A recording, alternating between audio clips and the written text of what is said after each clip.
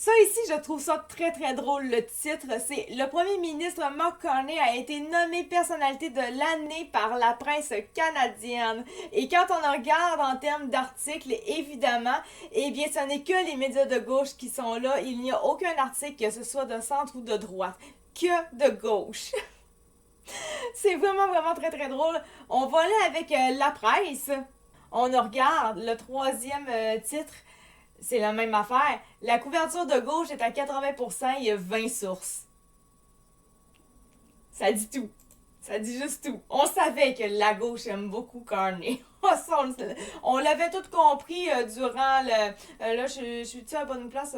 Non, c'est celui-là que je vais avoir. On le savait tout et il n'y a rien d'étonnant, le Carney, là, les médias, là, on le savait qu'ils l'aimaient, tu sais. À pareille date l'an dernier, le Canadien moyen aurait eu du mal à reconnaître Mark Carney dans une foule. Effectivement, si c'était pas des affaires avec le changement entre Justin Trudeau qui lâche le parti et qui laisse ça à Mark Carney pour qu'il lui se fasse élire dans le parti et ensuite se fasse élire réellement, toute cette affaire-là. Avant tout ça, Carney n'était pas connu. Il y avait personne qui savait quoi que ce soit de lui. À peu près personne.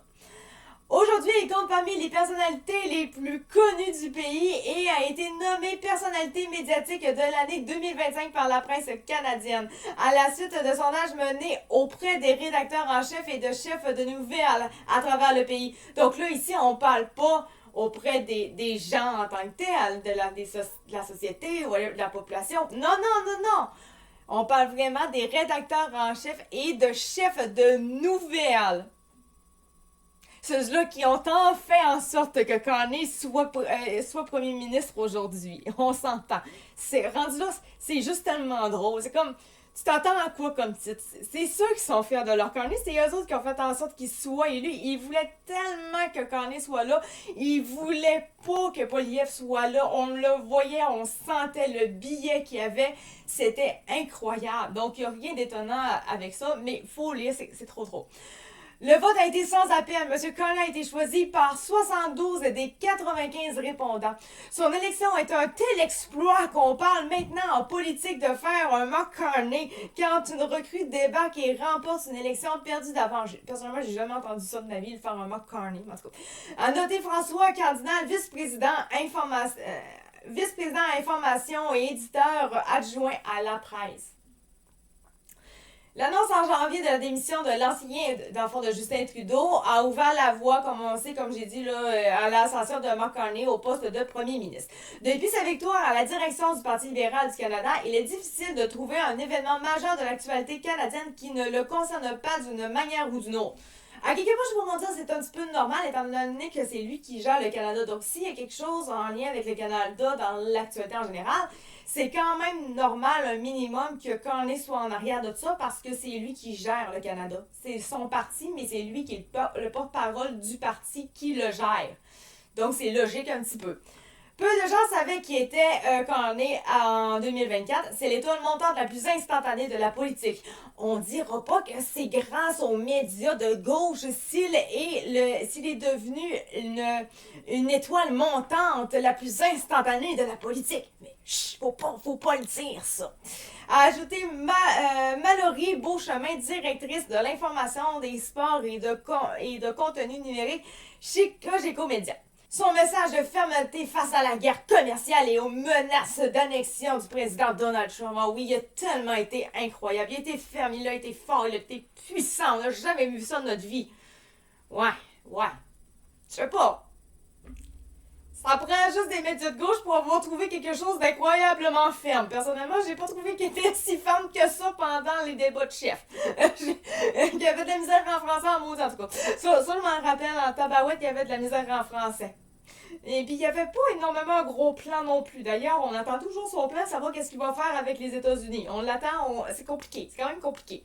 Il est moins pire que ce qu'on pensait, mais avec les États-Unis, il est épouvantable. Derrière cette élection, il y a l'effet Trump, les tarifs et le changement des relations économiques et des plaques tectoniques de pouvoir à l'échelle planétaire, a soutenu Yannick Pinel, rédacteur en chef chez Radio-Canada. Une nouvelle réalité géopolitique qui l'a poussé notamment à annoncer la construction d'un pipeline qui qui fait polémique autant au sein de la population que de son parti. Bon, au sein de la population, je sais pas, moi je suis au Québec. Et au Québec, ça fait pas polémique, mais pas du tout. Ça fait 0% polémique. Mais 0,000%. Là, c'est là qu'on voit le biais de la presse qui est plus de gauche. Là, on le voit le biais. Mais totalement. Totalement. Eux autres, ils en veulent pas des affaires de pipeline et tout.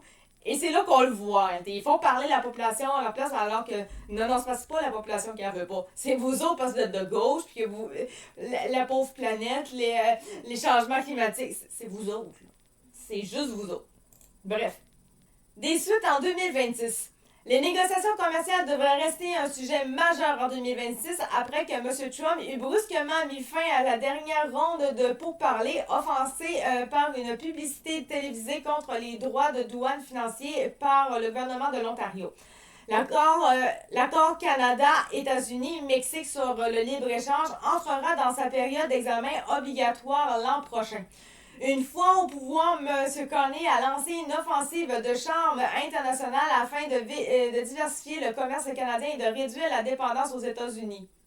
Il a notamment relancé les discussions commerciales avec la Chine, l'Inde et deux pays avec lesquels le Canada entretenait des relations tendues avec le gouvernement de M. Trudeau.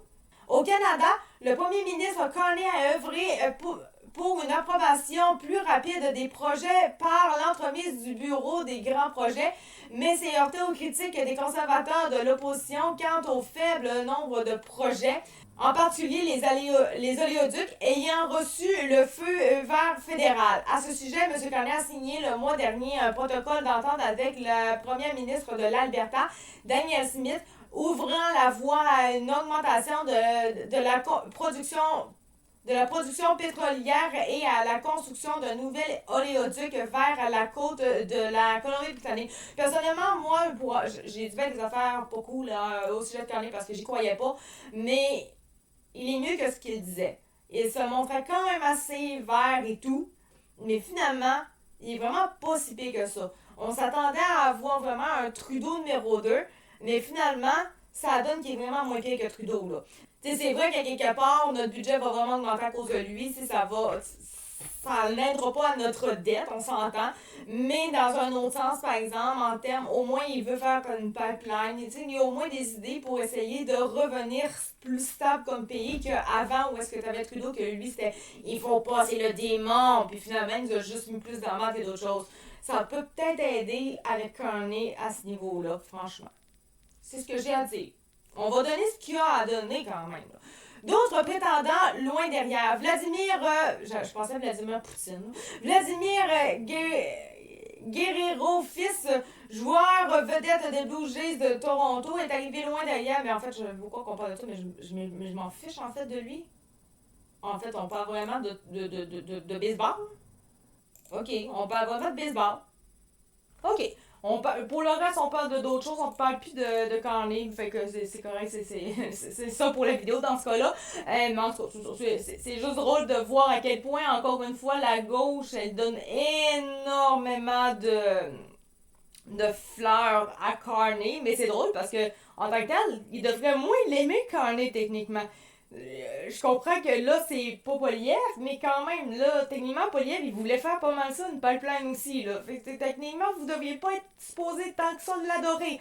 En tout cas, c'est quand même vraiment très très drôle, mais c'est là qu'on voit le biais des journalistes qui sont de gauche, qui sont vraiment pour les libéraux et tout. D'ailleurs, pourquoi ils sont tout le temps autant sur les libéraux? Je la comprendrai pas. Ça, je sais pas pourquoi. Bref, en tout cas, merci beaucoup de m'avoir écouté. C'était Axia de Dutch You Fight. On va se retrouver également demain pour la fin. Après ça, on va se revoir seulement l'année prochaine. Ça a l'air d'être bien loin, mais réellement, c'est pas très loin que ça. Hein? L'année prochaine, que je vais recommencer probablement dans le coin du 5 janvier. Puis c'est ça, donc on va faire une petite pause pour mieux revenir en début d'année. Donc, merci de m'avoir écouté. C'était Axia de Dutch You Fight et on se revoit le 5 janvier. Merci, ciao, bye.